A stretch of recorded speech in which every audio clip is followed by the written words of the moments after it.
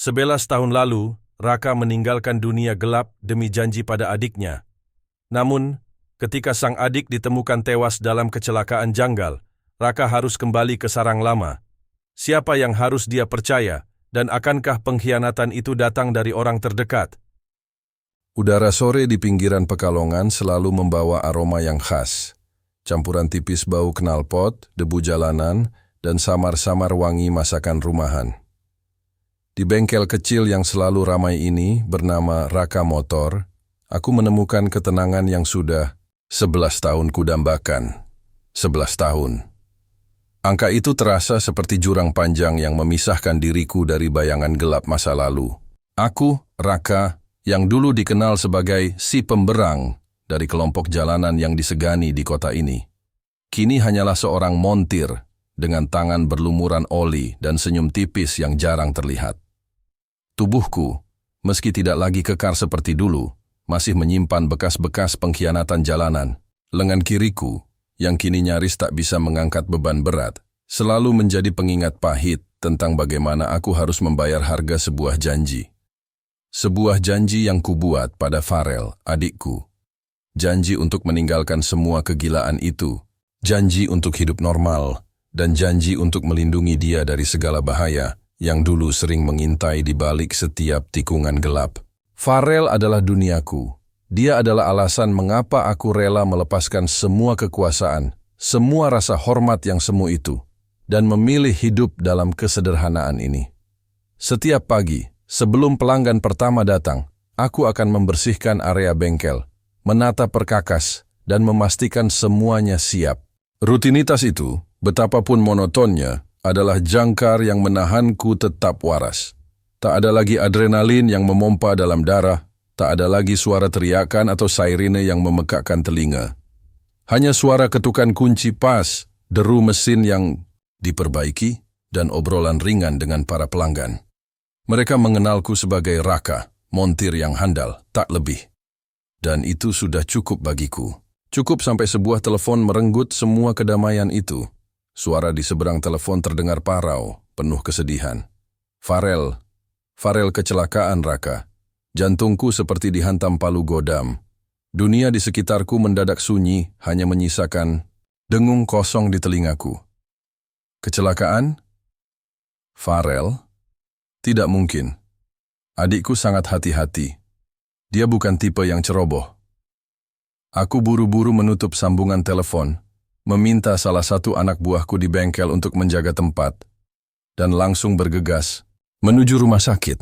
Langkahku berpacu dengan denyutan cemas di dada. Setibanya di sana, lorong rumah sakit terasa begitu panjang, seolah sengaja memperpanjang siksaan ini. Aroma antiseptik yang menusuk hidung terasa seperti bau kematian. Dan di ujung lorong itu, pemandangan yang paling kubenci terpampang jelas di depan mata. Wajah-wajah keluarga kami yang sembab, air mata yang tak terbendung, dan di tengah-tengah kerumunan itu sebuah tandu tertutup kain putih. Aku mendekat, tangan gemetar. Kurasakan tatapan iba dari semua orang, tetapi aku tak peduli. Perlahan ku singkap kain itu. Wajah Farel yang pucat, bibirnya membiru, dan ada bekas luka di pelipisnya.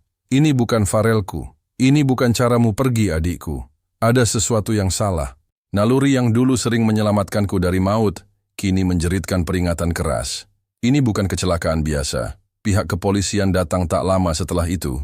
Seorang petugas, dengan wajah lelah dan suara datar, menyampaikan kesimpulan awal mereka.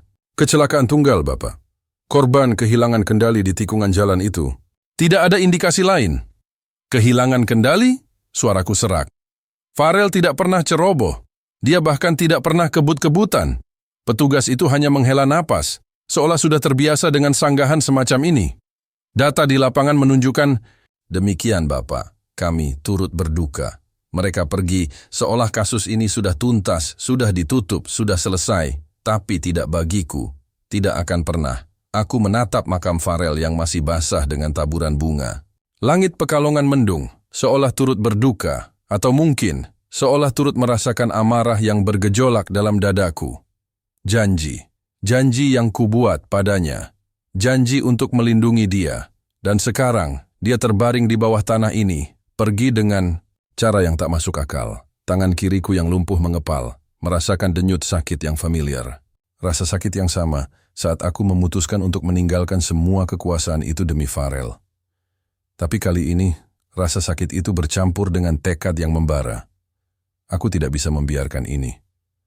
Aku tidak akan membiarkan kematianmu sia-sia, adikku. Aku akan mencari tahu siapa dalang di balik semua ini. Aku akan kembali ke lorong-lorong gelap itu, ke dunia yang pernah kutinggalkan, bukan sebagai penakluk, melainkan sebagai pemburu kebenaran, dan siapapun yang bertanggung jawab atas kematian Farel. Akan kubuat dia membayar mahal. Keesokan paginya, bengkel Raka Motor terasa kosong, meskipun deretan motor berjejer rapi menunggu sentuhan tanganku. Pikiran dan hatiku bukan lagi di sana. Setelah mengucapkan selamat tinggal terakhir pada Farel, aku tahu tak ada waktu untuk berduka secara berlarut-larut. Kemarahan dan tekadku jauh lebih kuat dari kesedihan yang mencekik.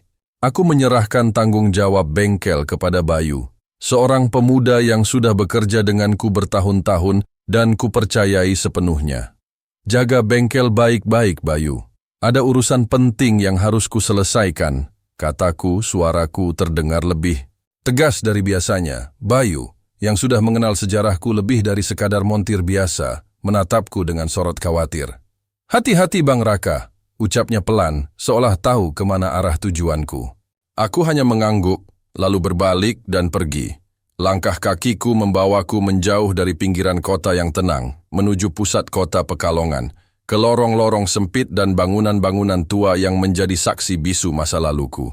Udara di sini terasa berbeda, lebih padat, lebih bising, dan entah mengapa lebih akrab. Bau rokok yang menyengat, suara musik dangdut dari warung remang-remang, dan tatapan curiga dari setiap pasang mata yang berpapasan denganku. Ini adalah duniaku yang dulu. Dunia yang kuharap tak perlu kutinjau lagi. Tujuan pertamaku adalah sebuah kedai kopi kumuh yang dulu sering jadi tempat berkumpul. Tidak banyak yang berubah di sana, kecuali wajah-wajah yang lebih tua dan kerutan di sudut mata mereka. Aku mencari sosok-sosok yang dulu pernah berada di lingkaran terdekatku. Pertama, aku menemukan Joko, mantan tangan kananku. Kini ia hanya seorang tukang parkir dengan tampang lusuh, kerutan dalam di dahinya. Joko melihatku, matanya membelalak kaget, lalu berubah menjadi waspada. Raka, suaranya nyaris berbisik, seolah takut mengundang perhatian. Kau kembali? Bukan kembali, jawabku datar. Aku datang mencari jawaban. Aku menceritakan tentang Farel, tentang kecelakaan janggal itu. Joko mendengarkan dengan seksama. Sesekali mengangguk, sesekali menggelengkan kepala.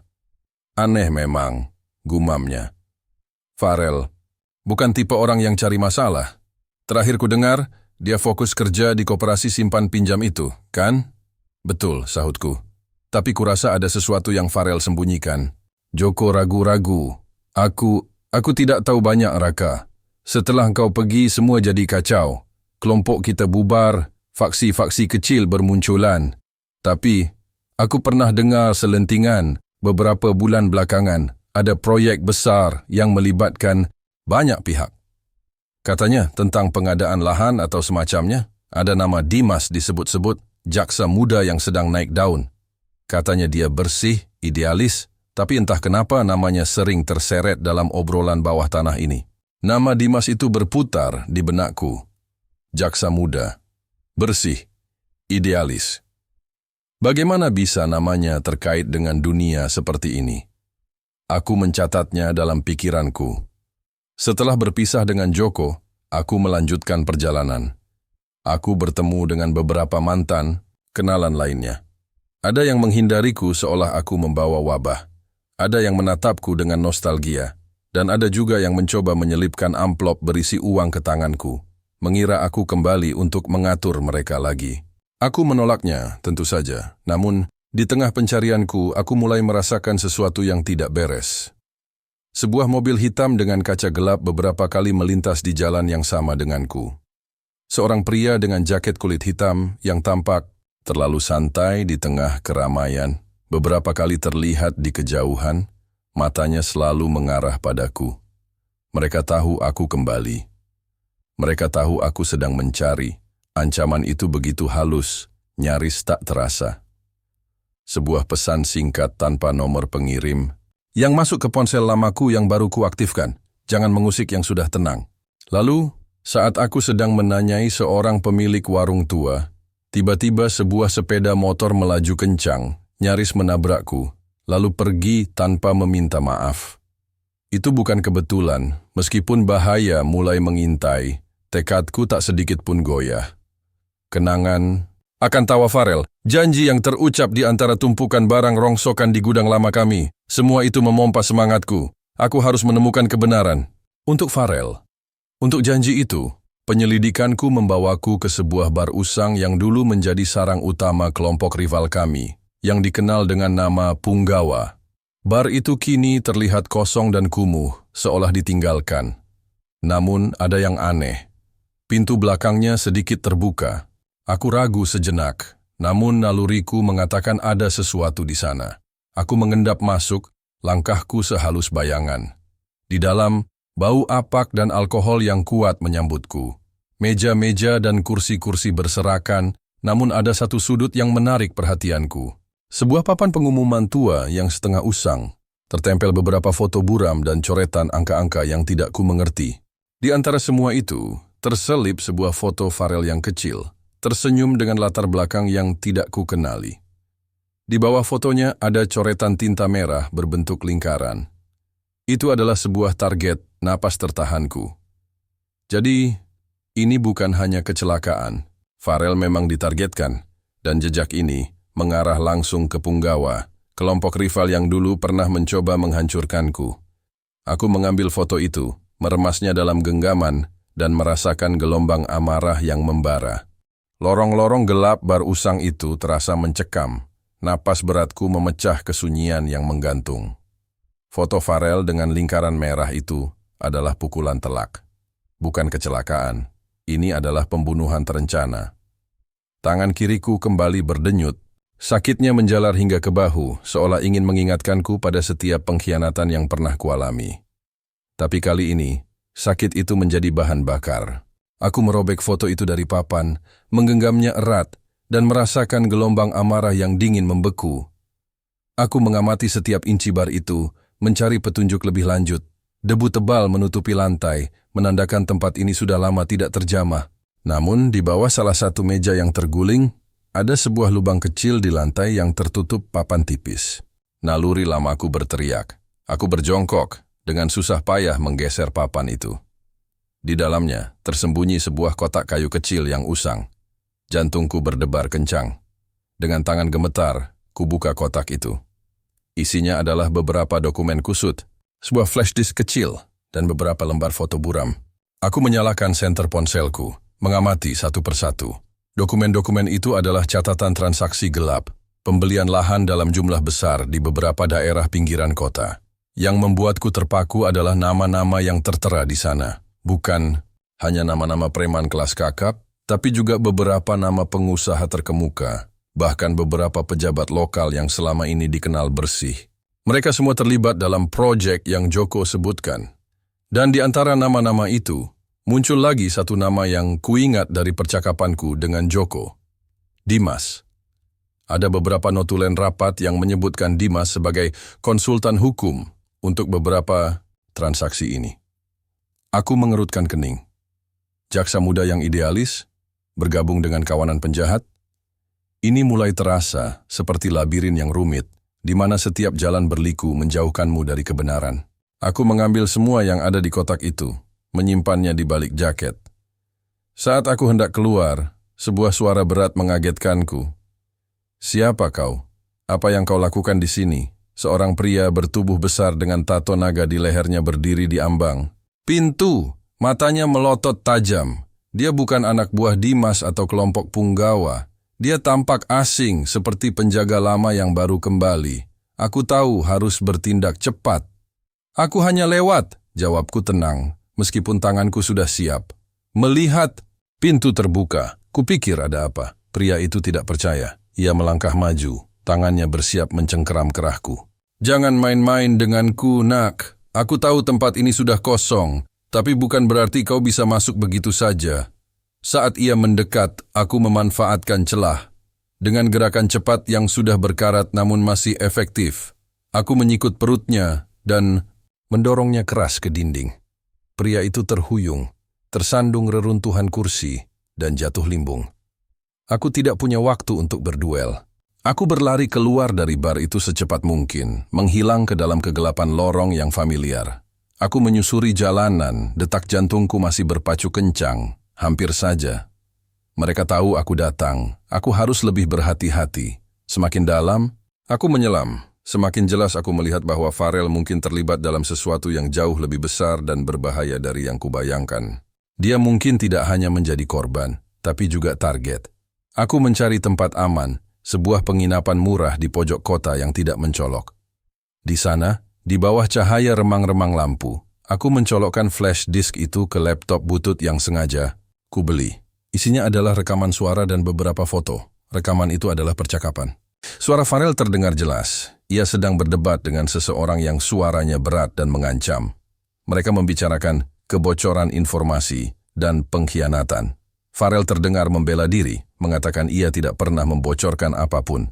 Lalu, nama Dimas kembali disebut. Kali ini dalam konteks yang lebih mengkhawatirkan. Jaksa itu Dimas, dia mulai mencium bau busuk, ujar suara mengancam itu. Kau harus pastikan dia tetap bersih, Farel, atau semuanya hancur. Aku memutar rekaman itu berulang kali, mencoba menangkap setiap detail. Jadi, Farel bukan hanya terlibat, tapi ia juga terpaksa menjadi bagian dari ini. Ia mungkin berusaha untuk melarikan diri, atau mungkin ia mencoba menghentikan sesuatu dari dalam. Perasaan bersalah mencengkeramku. Apakah aku terlalu buta selama ini? Terlalu fokus pada normalitas sehingga tidak melihat bahaya yang mendekati adikku? Pikiranku berputar pada Dimas, jaksa yang bersih, idealis, yang disebutkan Joko. Kini, ia muncul dalam rekaman ini, seolah menjadi bagian dari jaringan kejahatan itu. Bagaimana mungkin? Apakah ia hanya seorang antek yang dimanfaatkan? Atau ada motif lain yang lebih dalam? Aku merasakan adanya intrik yang rumit, seperti jaring laba-laba yang tak terlihat menjerat siapapun yang mencoba melintas. Aku tahu satu hal. Untuk membongkar semua ini, aku harus berhadapan langsung dengan Dimas. Bukan dengan perkelahian jalanan, melainkan dengan cara yang lebih halus. Aku harus mencari tahu siapa sebenarnya jaksa muda ini, dan bagaimana ia bisa terhubung dengan Farel dan kematiannya yang tragis. Aku akan mendekatinya, berlagak sebagai orang yang mencari keadilan. Aku harus mengujinya. Malam itu, di kamar penginapan yang sempit dan berbau apak, aku tak bisa memejamkan mata. Otakku terus memutar rekaman suara Farel, bisikan-bisikan tentang proyek gelap, dan nama Dimas yang kini terasa seperti bayangan menakutkan. Aku tahu, satu-satunya cara untuk membongkar ini adalah mendekati Dimas. Membawakan informasi yang sudah kudapatkan, melihat bagaimana reaksinya, dan dari sana memutuskan apakah dia sekutu yang tulus atau justru dalang di balik semua ini. Aku harus bermain di wilayahnya, bermain dengan aturannya. Pagi harinya, aku mencari informasi tentang Dimas. Kantor kejaksaan di Pekalongan tidak sulit ditemukan. Namanya terpampang jelas di daftar jaksa, lengkap dengan nomor telepon kantornya. Aku menarik napas dalam, merasakan getirnya harus kembali menyentuh dunia hukum yang formal dan penuh birokrasi. Setelah bertahun-tahun hidup di balik bayangan, aku menelepon kantornya, memperkenalkan diri sebagai kerabat Farel yang mencari keadilan atas kematian adiknya. Sekretarisnya terdengar skeptis, namun entah bagaimana, aku berhasil meyakinkan untuk mendapatkan janji temu. Mungkin keberanianku, atau mungkin ada sesuatu dalam suaraku yang membuat mereka menganggap serius. Janji temu itu dijadwalkan untuk sore harinya. Tiba di kantor kejaksaan, suasana formal dan kaku menyelimutiku. Aku melihat beberapa orang berlalu lalang dengan wajah serius, berkas-berkas menumpuk di meja-meja. Ruangan Dimas tidak terlalu besar, namun tertata rapi. Meja kerjanya bersih, hanya ada beberapa tumpukan berkas yang teratur dan foto berbingkai di sudut. Foto seorang wanita paruh baya yang kuasumsikan ibunya dan seorang pria tua berwibawa. Aku memperhatikan pria tua itu, mencoba menangkap detail wajahnya. Dimas masuk tak lama kemudian. Dia terlihat persis seperti deskripsi yang kudengar. Muda, rapi, dan memiliki aura idealis yang terpancar dari setiap gerak-iknya. Jas yang pas di tubuhnya, rambut tersisir rapi, dan tatapan mata yang tajam namun tampak jujur. Dia menyalamiku, genggamannya kuat. "Saya Dimas. Silakan duduk, Pak Raka," ucapnya ramah. Mempersilakan aku duduk di kursi di depannya. "Saya turut berduka atas meninggalnya adik Anda, Farel." "Terima kasih," balasku, mencoba mempertahankan nada setenang mungkin. "Saya datang bukan hanya untuk berduka, Jaksa. Saya datang karena saya yakin kematian Farel bukan kecelakaan." Dimas mengernyitkan dahi.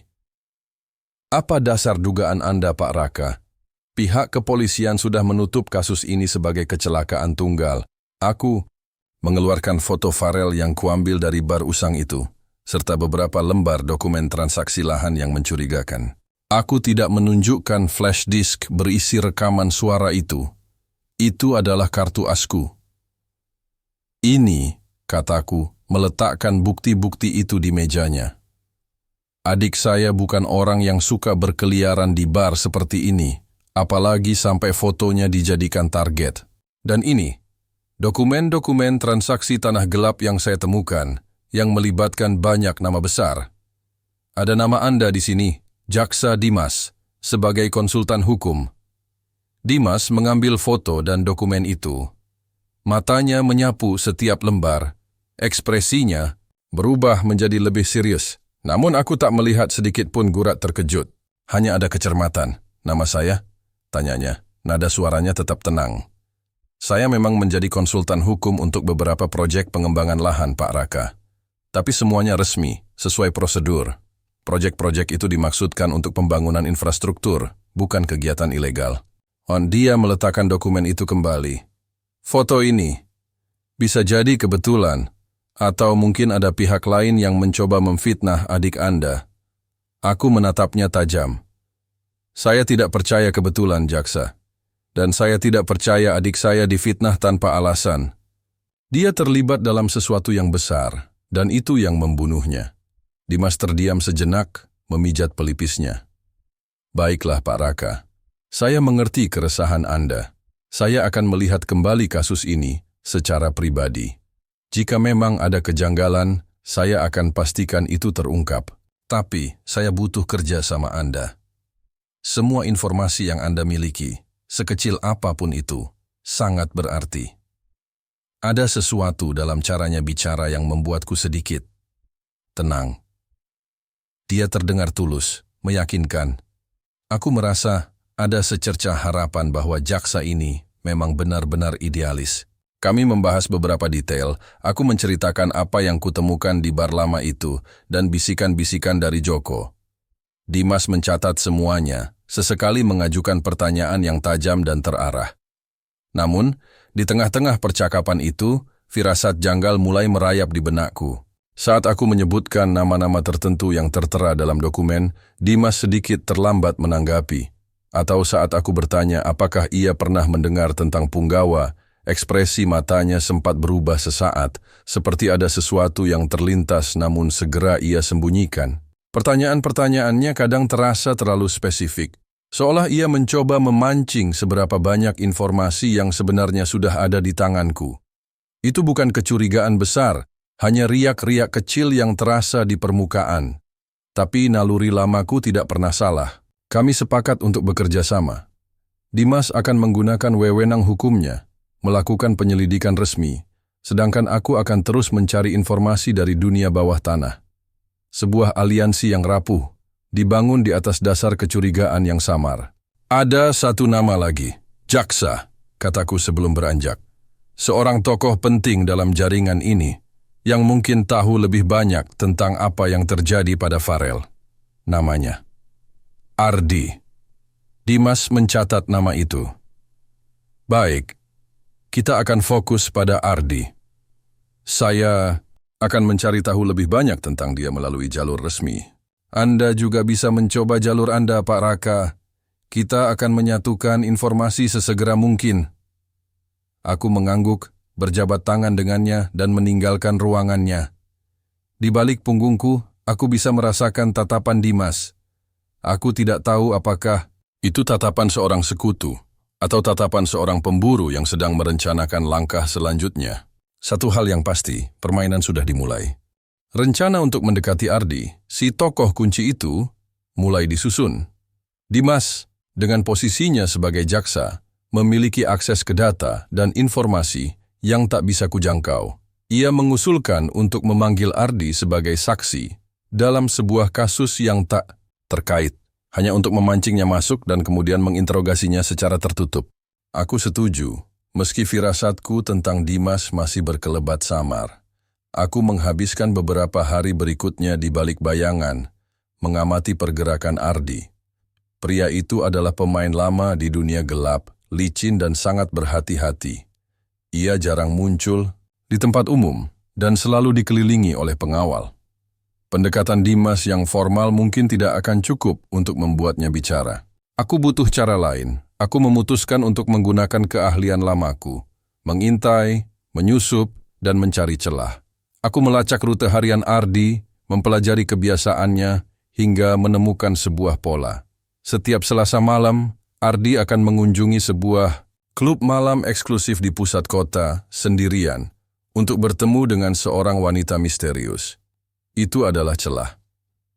Aku menyampaikan informasi ini pada Dimas.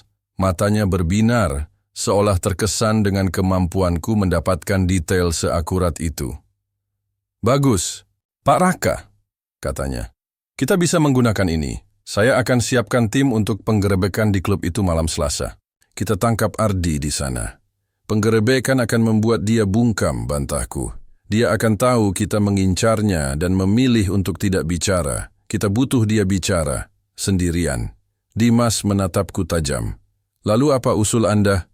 Aku akan masuk. Aku akan berbicara dengannya, kataku tegas. Di tengah keramaian di bawah hidupan musik, dia tidak akan menyadari bahaya yang mendekat. Aku akan memancingnya bicara, mencari tahu apa yang dia sembunyikan tentang Farel. Dimas tampak ragu. Terlalu berisiko, Pak Raka. Kau bukan lagi orang yang sama seperti dulu.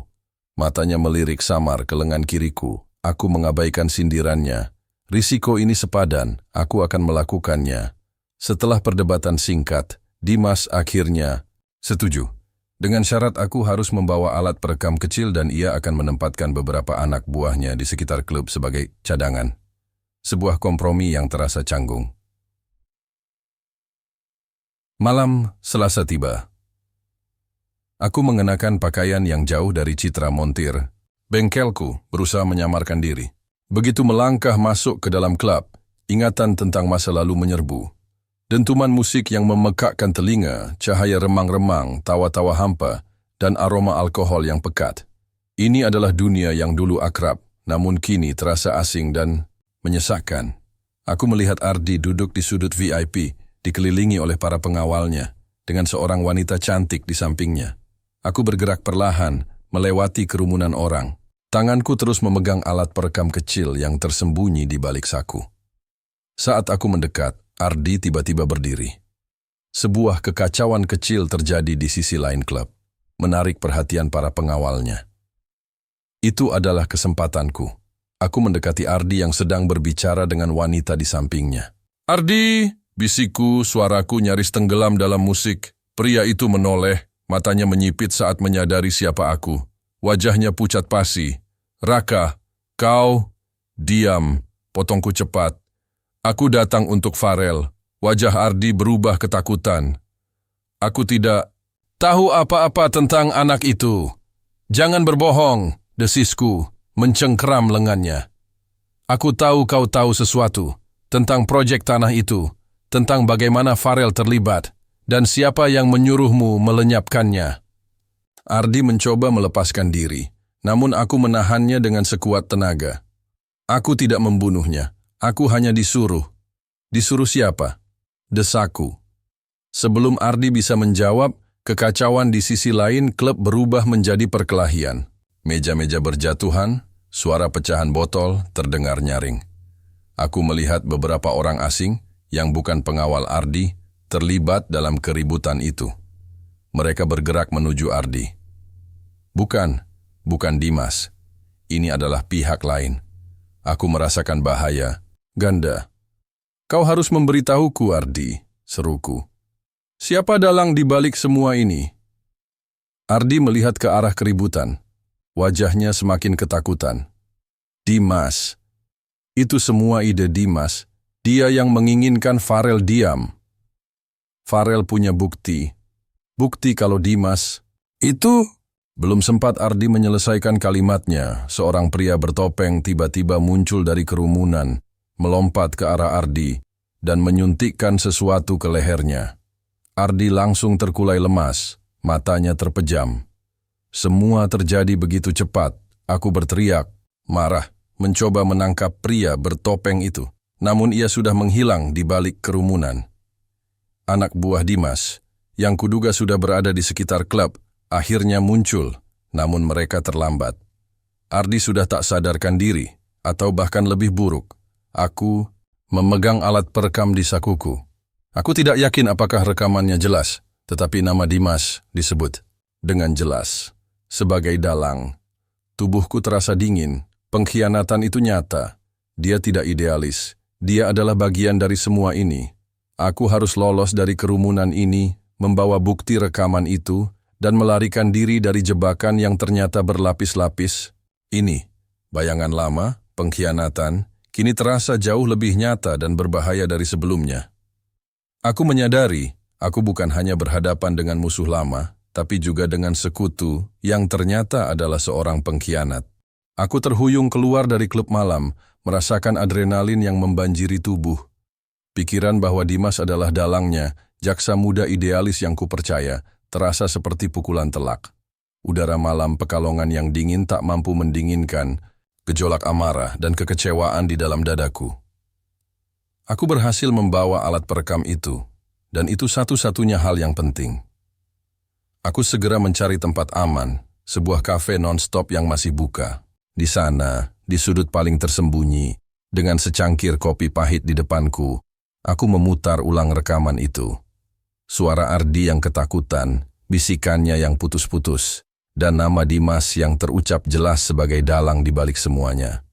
Ada juga suara kegaduhan, teriakan, lalu suara Tam saat Ardi terjatuh tak sadarkan diri. Aku mendengarkannya berulang kali, memastikan tidak ada keraguan. Ini adalah pengkhianatan yang paling menyakitkan. Bukan hanya karena Dimas adalah seorang penegak hukum, tapi karena aku sempat menaruh harapan padanya. Aku sempat percaya bahwa dia akan membantuku menemukan kebenaran. Ternyata, dia adalah serigala berbulu domba, bagian dari masalah itu sendiri. Dan yang lebih parah, dia adalah dalang di balik kematian Farel. Atau lebih tepatnya, usaha pembunuhan Farel. Tunggu. Sebuah pikiran melintas cepat di benakku, membuatku tercekat. Ardi menyebutkan, Farel punya bukti kalau Dimas itu. Kenapa Farel punya bukti? Apa yang sebenarnya dia lakukan sebelum kecelakaan itu? Aku menyatukan potongan-potongan teka-teki itu.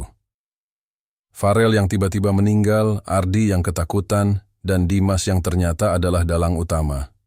Mungkinkah aku mengambil flash disk dari bar lama yang masih tersimpan di saku, mencolokkannya ke laptop bututku? Kali ini, aku memeriksa setiap file dengan lebih teliti. Bukan hanya rekaman suara Farel dan dokumen-dokumen tanah, tapi ada satu file tersembunyi yang sebelumnya tidak kuperhatikan. Sebuah file video dengan tangan gemetar, aku memutarnya. Kualitasnya buruk, diambil dari jarak jauh, namun cukup jelas untuk mengenali subjeknya.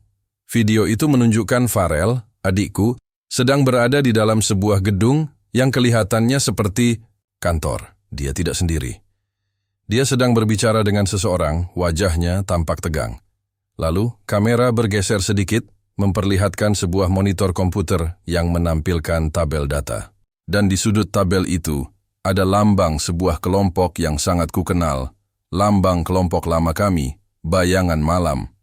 Lambang itu adalah sebuah mata elang dengan sayap terentang. Otakku bekerja keras. Farel ada di sana. Apa yang dia lakukan di markas lama Bayangan Malam. Lalu, sebuah rekaman audio lagi. Kali ini, percakapan antara Farel dan orang lain. Suara Farel terdengar berbisik, tegang, namun juga penuh determinasi. Ini satu-satunya cara, Bang Raka, suaranya parau, seolah meniru. Mereka tidak akan pernah berhenti selama bayangan malam masih ada. Aku harus masuk ke dalam. Aku harus menghancurkan mereka dari dalam. Ini demi kita. Demi janji kita untuk hidup normal. Jantungku serasa berhenti berdetak. Farel memalsukan kematiannya. Dia tidak meninggal dalam kecelakaan. Dia pura-pura mati untuk menyusup ke dalam jaringan yang ia yakini bertanggung jawab atas semua kekacauan ini. Dia melakukan ini untukku, untuk janji kami, untuk menghancurkan bayangan malam yang ternyata belum mati, melainkan bertransformasi. Dadaku terasa sesak antara lega dan amarah yang meledak-ledak. Lega karena Farel masih hidup. Marah karena dia melakukan hal sebodoh ini, membahayakan nyawanya sendiri dan tidak memberitahuku, dan rasa bersalah yang menggunung. Aku yang seharusnya melindunginya. Aku yang seharusnya bertarung. Tapi dia, Farel, yang justru mengambil risiko ini. Tiba-tiba, dering ponselku memecah kesunyian. Nomor Dimas. Aku menatap layar itu, nafasku tertahan. Beraninya dia menghubungiku setelah semua ini? Aku mengangkat panggilan itu, nada bicaraku datar. Ada. Apa jaksa? Pak Raka, ada perkembangan soal Ardi. Suara Dimas terdengar profesional, tanpa gurat kecurigaan. Kami menemukan dia sudah meninggal. Diduga bunuh diri setelah tertekan kasus. Tanganku mengepal erat. Bunuh diri? Bohong. Dimas membunuhnya, atau menyuruh anak buahnya melakukannya, untuk membungkam Ardi. Dia ingin menghapus jejak, menghapus bukti yang bisa menghubungkannya dengan Farel. Dia ingin aku percaya bahwa kasus ini selesai. Begitu? Balasku dingin. Menarik. Saya rasa ada banyak hal yang tidak Anda beritahukan, Jaksa Dimas. Ada jeda sesaat di seberang sana. Suasana mendadak tegang. Apa maksud Anda, Pak Raka? Saya sudah berusaha seoptimal mungkin. Anda tahu siapa Sutaryo? Tanyaku tiba-tiba melontarkan nama yang kudengar dari Joko. Nama pemimpin lama bayangan malam. Ini adalah umpan. Di seberang sana, hening. Lalu, suara Dimas menjadi lebih rendah, lebih gelap. Kenapa Anda menanyakan nama itu? Tidak ada lagi keramahan atau profesionalisme. Hanya ada peringatan dalam nadanya. Karena saya sudah tahu, Dimas, kataku, suaraku, dipenuhi amarah yang membara. Saya tahu siapa Anda. Saya tahu siapa ayah Anda. Dan saya tahu apa yang Anda lakukan pada Farel. Hening. Kali ini, keheningan yang mematikan. Aku bisa merasakan Dimas di seberang sana. Otaknya bekerja keras, menyusun strategi selanjutnya. Dia tahu aku sudah tahu. Permainan pura-pura ini sudah berakhir. Pak Raka, suara Dimas kini dingin, tajam, tanpa emosi. Saya sarankan Anda berhenti. Anda tidak tahu apa yang sedang Anda hadapi. Saya tahu persis apa yang saya hadapi, Dimas. Jawabku, mematikan sambungan telepon. Aku membuang ponsel itu ke samping. Aku tidak lagi peduli dengan jebakan hukumnya. Aku tidak peduli dengan ancamannya. Farel masih hidup, dan dia dalam bahaya. Jantungku berdetak kencang, kali ini bukan karena takut, tapi karena tekad yang membakar. Aku harus menemukan Farel.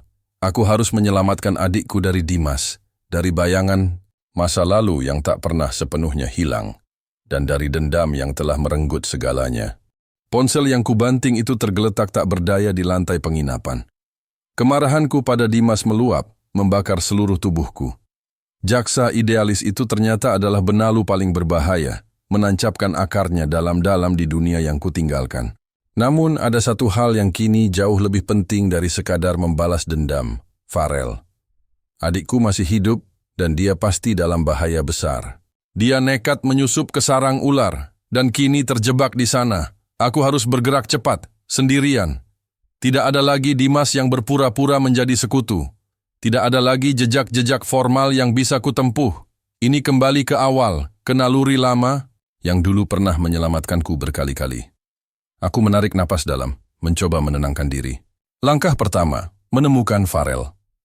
Aku menghubungi beberapa koneksi lama yang masih setia, meskipun kini mereka sudah jauh dari dunia hitam.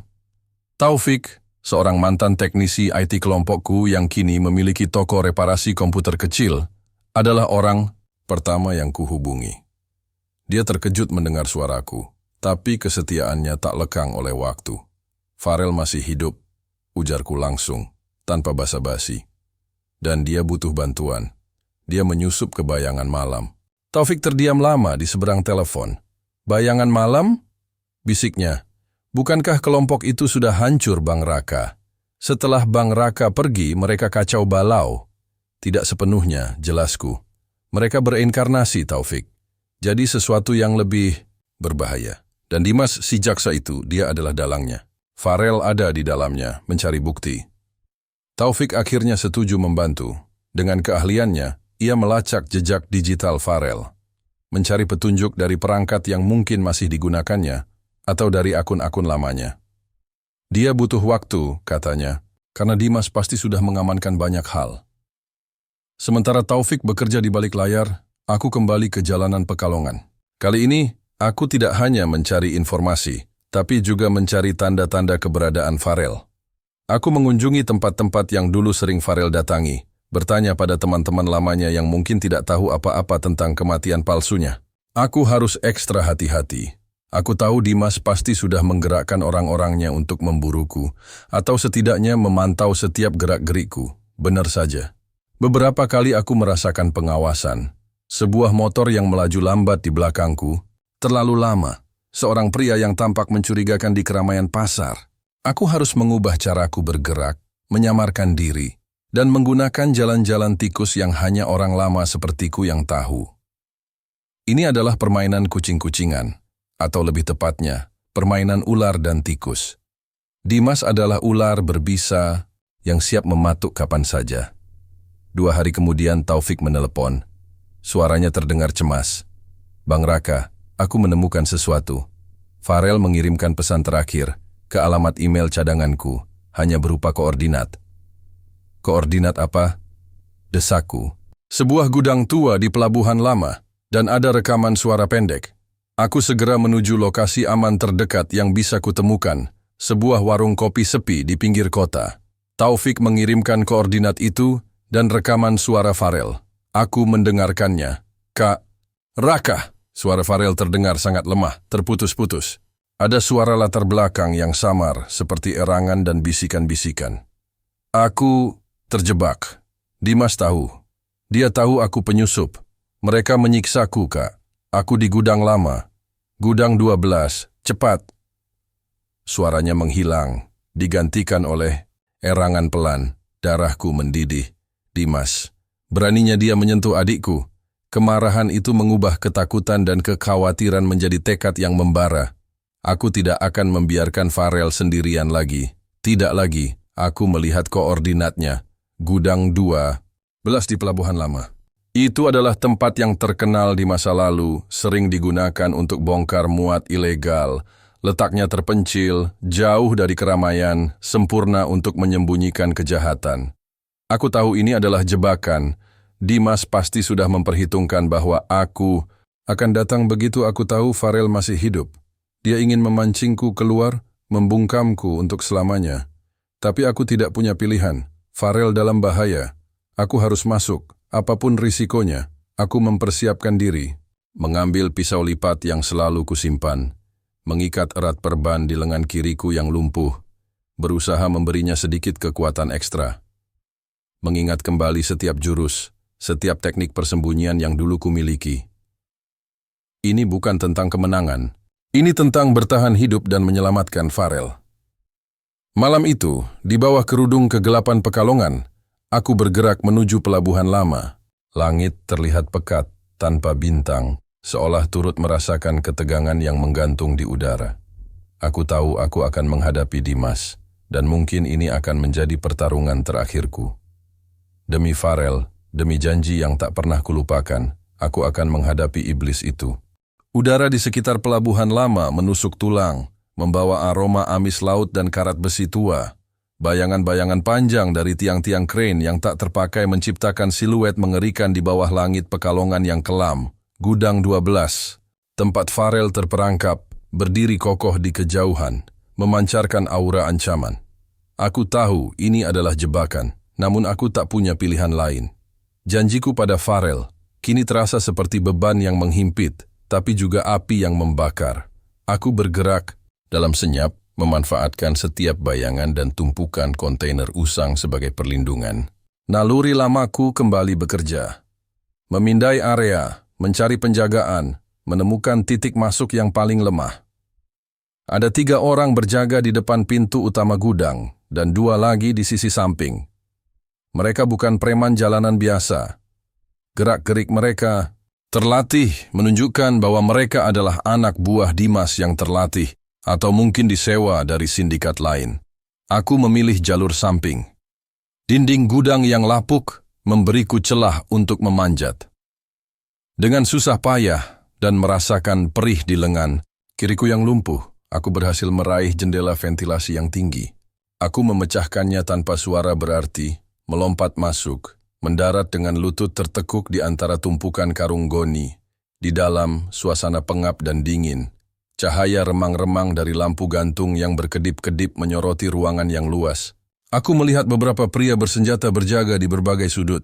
Dan di tengah ruangan, terikat pada sebuah kursi, dengan kepala tertunduk lemah, adalah Farel. Wajahnya memar, darah kering menghiasi sudut bibirnya, dan napasnya terdengar terengah-engah. Kemarahan murni melanda diriku. Dimas akan membayar mahal. Untuk ini, aku bersembunyi di balik tumpukan kotak kayu, mengamati situasi. Ada 3 orang yang mengelilingi Farel. Salah satunya terlihat lebih besar dan menyeramkan dari yang lain. Aku harus menciptakan pengalihan. Dengan cepat, aku melempar sebuah baut besar ke arah tumpukan kaleng di sudut gudang. Suara berisik itu memecah kesunyian, membuat para penjaga tersentak dan mengalihkan perhatian mereka.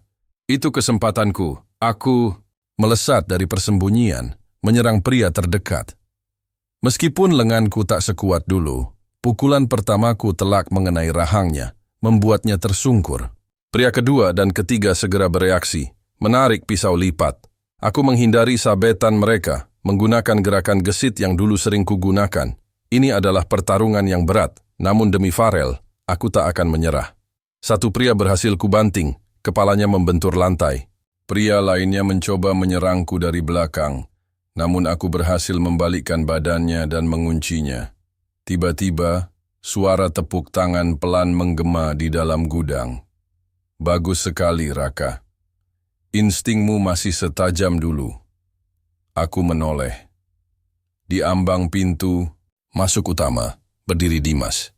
Dia mengenakan kemeja rapi, senyum tipis yang menjijikkan tersungging di bibirnya. 2 orang anak buahnya yang paling besar dan tegap berdiri di belakangnya. Aku tahu, inilah momen yang kutunggu. Dimas, desisku, namaku diselimuti amarah. Oh, jadi kau tahu namaku sekarang? Jawabnya santai, melangkah maju. Penyelidikanmu cukup cepat. Aku tidak menyangka adikmu sebodoh itu sampai berani menyusup ke sarang harimau. Jangan sentuh dia, teriakku, melepaskan pria yang kukunci dan berlari ke arah Farel. Terlambat, Raka. Dimas tertawa sinis. Adikmu sudah memberiku semua yang kubutuhkan. Farel memang pintar tapi juga naif. Dia pikir dia bisa menghancurkan semuanya dari dalam. Padahal dia hanya mempercepat rencanaku. Aku berdiri di depan Farel, membelanya dengan tubuhku. Apa yang kau inginkan dariku, Dimas? Wajah Dimas berubah serius, matanya memancarkan dendam yang membara. Yang kuinginkan, segalanya. Kau menghancurkan ayahku, Raka. Kau menjatuhkan Sutaryo, menghancurkan bayangan malam, membuat keluargaku kehilangan segalanya. Kau mengambil kehormatan. Kami, ayahmu adalah seorang kriminal, bentakku. Dia pantas mendapatkannya. Tidak. Dimas membentak balik, suaranya menggelegar. Ayahku adalah seorang visioner. Dia hanya menjalankan bisnisnya. Dan kau menghancurkannya. Aku tidak akan membalas dengan kekerasan primitif seperti kalian para preman jalanan. Aku akan menghancurkanmu secara perlahan, Dari dalam, aku akan menunjukkan pada dunia bahwa Raka, mantan ketua kelompok jalanan yang membanggakan diri dengan keadilan, adalah seorang pembunuh yang kejam, yang bahkan adiknya sendiri terlibat dalam kejahatanmu. Farel di belakangku meronta, suaranya lemah. Tidak, Kak Raka tidak seperti itu.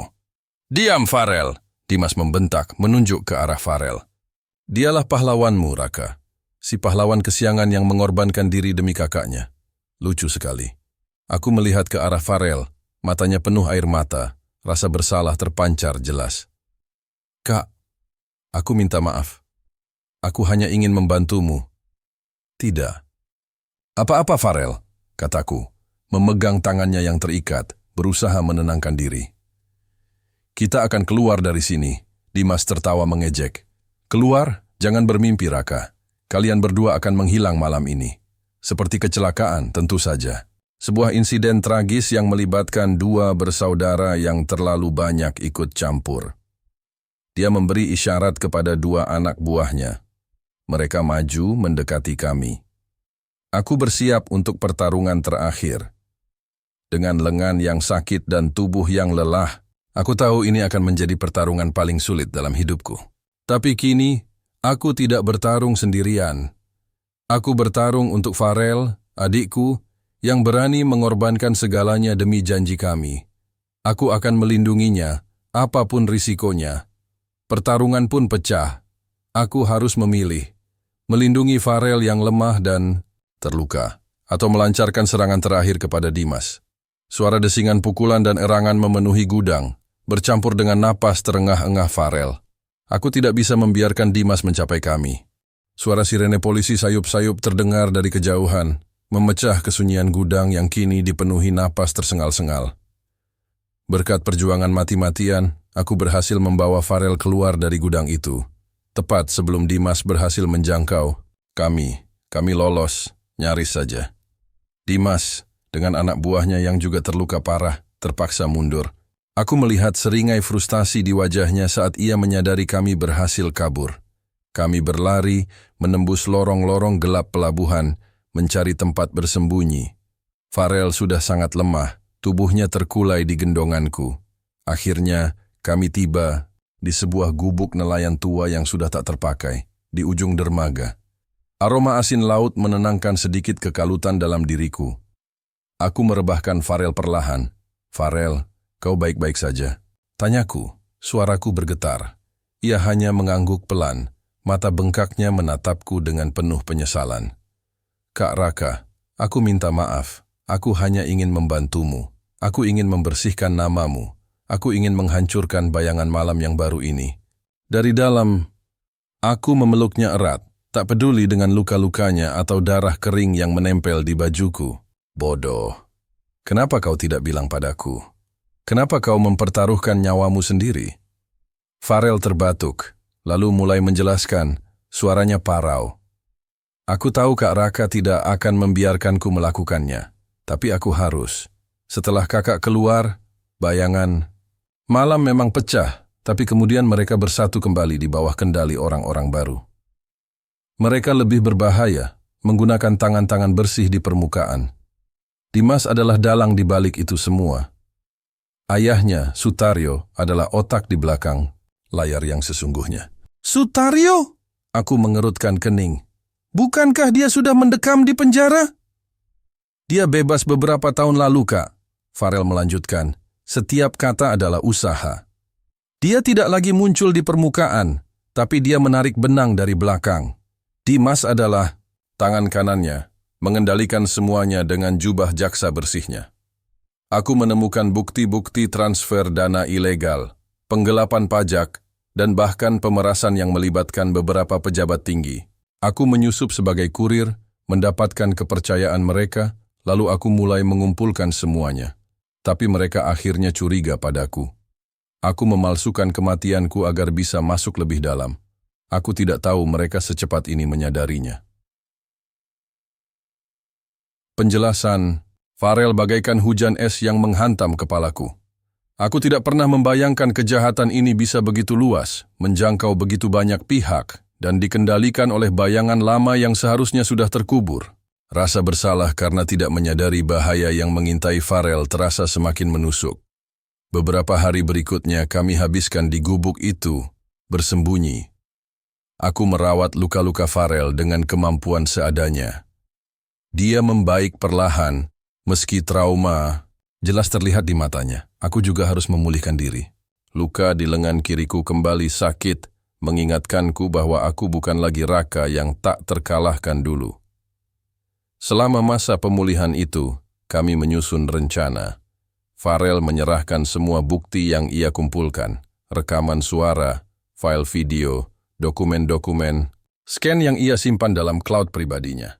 Informasi itu sangat rinci, cukup untuk menjatuhkan Dimas dan Sutaryo. Kita tidak bisa lagi menghadapi mereka secara fisik, Kak, kata Farel suatu malam, suaranya kini lebih kuat. Dimas punya banyak orang, dan dia punya hukum di tangannya. Kau benar, aku mengangguk. Kita akan menghadapi mereka dengan cara mereka sendiri. Dengan kebenaran, aku menghubungi Taufik lagi. Ia adalah satu-satunya orang yang kupercayai selain Farel. Aku menjelaskan semuanya padanya, termasuk identitas Dimas dan keterlibatan Sutaryo. Taufik terkejut, namun berjanji akan membantu.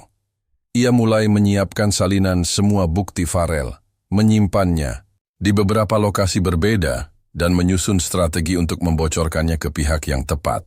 Kami tahu Dimas tidak akan tinggal diam. Sejak kami kabur dari gudang, ia pasti sudah menggerakkan semua anak buahnya untuk mencari kami. Berita palsu tentang buronan berbahaya dan pelaku kejahatan yang melarikan diri mulai menyebar di media-media lokal mengarah padaku. Dimas mencoba memojokkanku, menjadikanku penjahat di mata publik. Namun kami tidak akan bersembunyi selamanya. Bukti yang Farel kumpulkan terlalu besar untuk diabaikan. Itu adalah bom waktu yang siap meledak di tengah-tengah jaringan korupsi Dimas. Kami hanya perlu menemukan pemicu yang tepat. Kita tidak akan kabur lagi, Farel, kataku pada adikku, menatap matanya yang kini penuh harapan. Kita akan melawan, dan kali ini kita akan menang. Farel mengangguk, senyum tipis terukir di bibirnya. Dia sudah jauh dari anak penakut yang dulu. Memohon padaku untuk meninggalkan masa lalu. Dia telah menjadi seorang pejuang. Kami berdua, dengan luka-luka dan kenangan pahit di punggung kami, siap untuk babak terakhir ini. Pagi di Pekalongan selalu identik dengan aroma laut dan hiruk-pikuk pasar yang mulai menggeliat. Tapi pagi ini, ada ketegangan yang berbeda di udara. Raka dan Farel, dari persembunyian mereka yang sederhana, menyaksikan matahari terbit, siap untuk pertarungan terakhir. Di tangan mereka, bukan lagi senjata tajam atau pukulan mematikan, melainkan kebenaran yang tak terbantahkan. Sudah siap, Farel? Tanya Raka menatap adiknya. Farel, meski masih terlihat lelah, mengangguk mantap. Matanya memancarkan tekad yang sama dengan Raka. Siap, Kak, jawabnya. Suaranya mantap, rencana sudah matang. Taufik, dengan keahliannya, telah mengirimkan semua bukti yang dikumpulkan Farel, rekaman audio dan video, dokumen transaksi gelap, dan salinan percakapan rahasia ke beberapa media berita terkemuka dan lembaga anti-korupsi independen di luar Pekalongan. Mereka tidak bisa lagi diintervensi oleh pengaruh Dimas. Bom waktu itu telah diaktifkan. Tidak lama kemudian, kehebohan mulai terjadi. Berita-berita utama di televisi dan portal daring nasional mulai menyoroti skandal korupsi besar yang melibatkan jaksa muda dan sindikat kejahatan terorganisir di Pekalongan. Nama Dimas dan Sutaryo, ayah Dimas, terpampang di mana-mana. Bukti-bukti yang detail dan tak terbantahkan itu mulai tersebar luas, menciptakan gelombang kejut di seluruh negeri. Dimas, yang awalnya mencoba membungkam berita itu, kini terpojok. Wajahnya yang biasa tenang dan idealis, kini terlihat pucat, pasti di layar televisi, mencoba membantah tuduhan yang membanjirinya. Namun, setiap bantahan hanya memperkuat kebenaran, karena bukti-bukti yang diunggah Taufik ke publik begitu valid dan terstruktur. Kantor Kejaksaan Agung dari Jakarta segera turun tangan, membentuk tim investigasi khusus. Berita penangkapan Sutaryo, yang selama ini bersembunyi di balik layar, menjadi pukulan telak bagi Dimas. Tanpa ayahnya, jaringannya mulai runtuh. Satu persatu anak buahnya diciduk, beberapa di antaranya mulai buka suara, memberikan kesaksian yang memberatkan Dimas. Raka dan Farel tidak lagi bersembunyi. Mereka muncul ke permukaan, memberikan kesaksian kepada tim investigasi independen. Farel menceritakan kisahnya secara rinci tentang bagaimana ia memalsukan kematiannya, menyusup, dan mengumpulkan bukti-bukti itu. Rasa bersalah di mata Farel perlahan memudar, digantikan oleh kelegaan dan harapan. Konfrontasi terakhir tidak terjadi di medan pertempuran fisik, melainkan di ruang interogasi. Dimas, dengan tangan terborgol, dihadapkan pada Raka dan Farel. Matanya penuh kemarahan dan kebencian, namun juga keputusasaan. "Ini semua salahmu, Raka," teriak Dimas, suaranya parau. "Kau menghancurkan segalanya." Raka menatapnya dingin. "Kau yang menghancurkan dirimu sendiri, Dimas.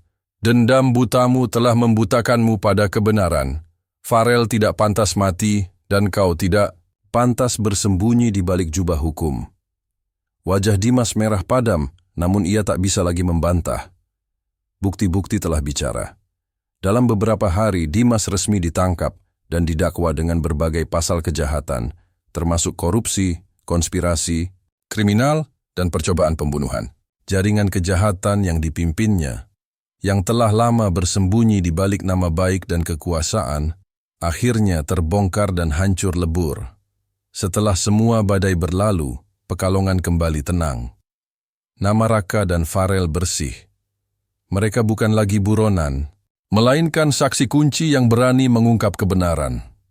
Luka di lengan Raka masih ada, sebuah pengingat akan masa lalu yang tak akan pernah hilang sepenuhnya. Tapi luka itu kini disertai dengan perasaan lega yang mendalam. Ia telah menepati janjinya. Beberapa minggu kemudian, Raka dan Farel memutuskan untuk meninggalkan Pekalongan. Mereka membeli sebuah bengkel kecil di kota lain, jauh di pelosok Jawa Tengah, di sebuah desa yang tenang, dikelilingi sawah hijau, sebuah tempat yang benar-benar baru, tanpa bayang-bayang masa lalu.